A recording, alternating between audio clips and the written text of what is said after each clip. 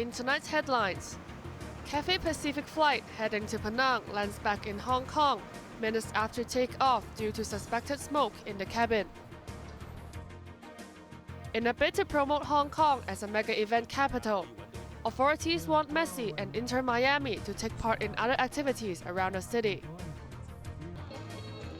And Chief Secretary Eric Chan kicks off the DayNight Lives campaign, which will host fun-filled events around the city over the next 5 months.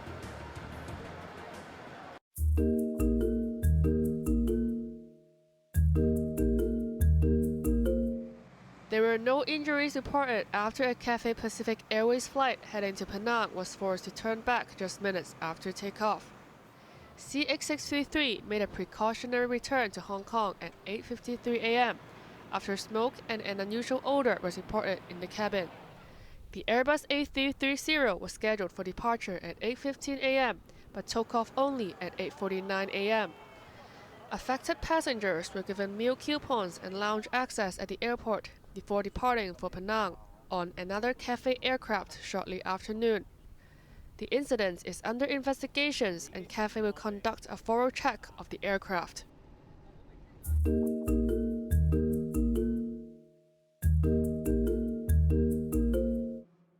The government is mulling for football legend Lionel Messi to attend more local events during his stay in Hong Kong to boost the city's tourism. Messi, along with his Inter Miami teammates, is set to play an exhibition match against a select Hong Kong team next Sunday. 大家商討同埋傾嘅過程。 Speaking on a radio program, Culture, Sports and Tourism Minister Kevin Yeung said it takes a lot of time to work around Messi's packed itinerary, but he would love to bring the footballer and his teammates around Hong Kong. The authorities are discussing with the team and hope to organize more activities for them to participate during their stay in Hong Kong, Yeung added. Yeung also spoke about the government's Interdepartmental Coordination Group for organizing mega events, which was unveiled 2 days ago. As the deputy of the group, Yeung said it is hard to estimate how many tourists will be attracted by the series of mega events planned for this year.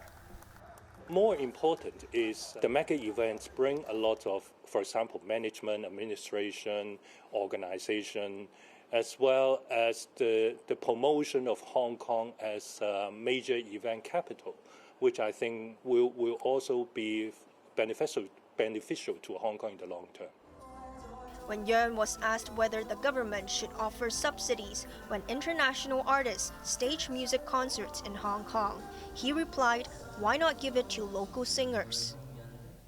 He also defended the Arts Development Council's decision to cut part of the $440,000 funding for the city's top theater award. Yeung said it was a financial problem.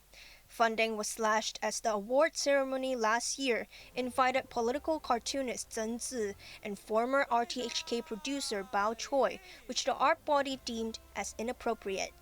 Maisie Mock, Cable News.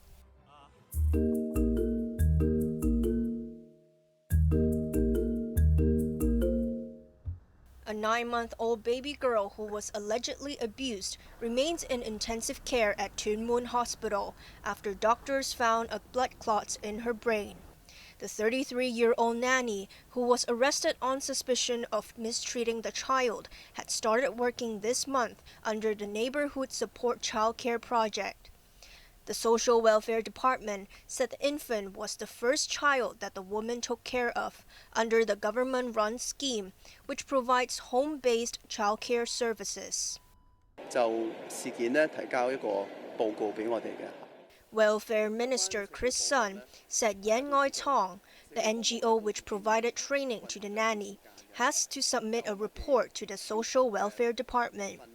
Sun added the department will also review the scheme.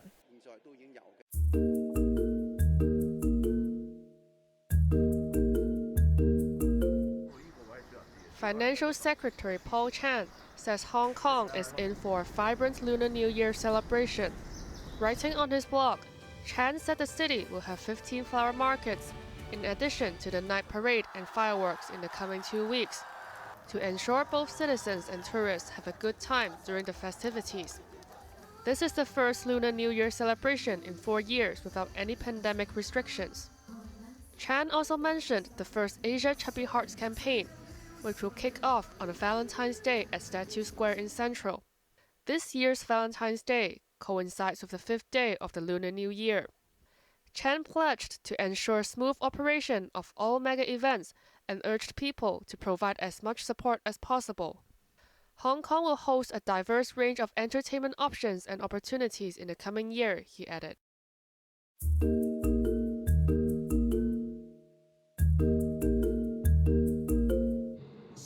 Chief Secretary Eric Chan officiated the start of the DayNight Lives campaign at Sheung this afternoon, marking the start of a series of fun-filled events that will last over the next 5 months. Keeping in mind the elderly residents of the district, Chan hoped senior citizens in Sheung can bond over the series of events and reconnect with the community.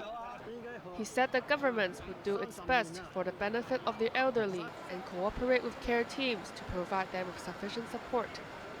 Besides night markets all across town, there will be innovative events and activities for families and people of all age groups.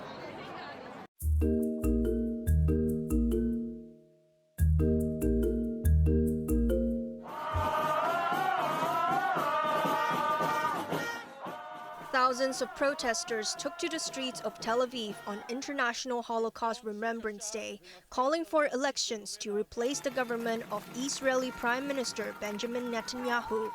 This comes as more than 26,000 Palestinians have been killed in Israel's response to a Hamas attack more than 3 months ago.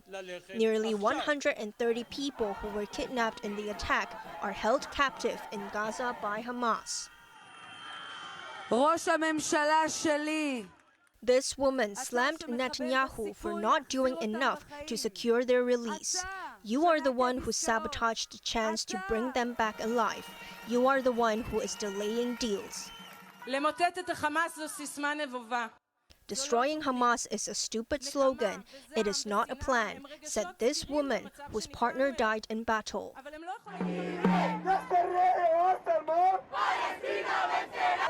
The war has drawn thousands to take part in rallies across the world in support of Palestinians, like this one in the Spanish capital of Madrid. There were similar scenes on the streets of the Italian capital Rome, where pro-Palestine campaigners demanded Israel cease fire immediately and stop the genocide in Gaza.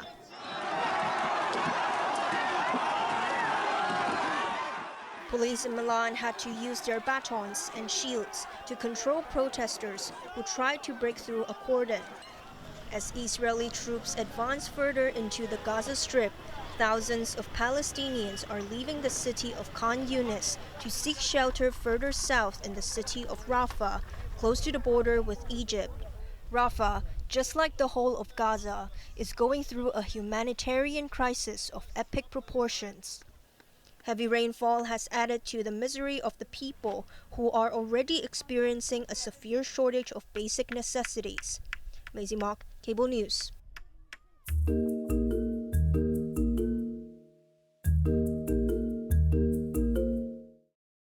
The world's largest cruise ship, Icon of the Seas, has set sail from the U.S. city of Miami on its maiden voyage.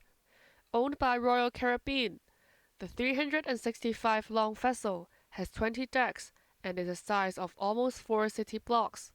There is abundant space on board to accommodate 7,600 passengers and 2,350 crew members. The vessel is on a 7-day island hopping itinerary to the Caribbean.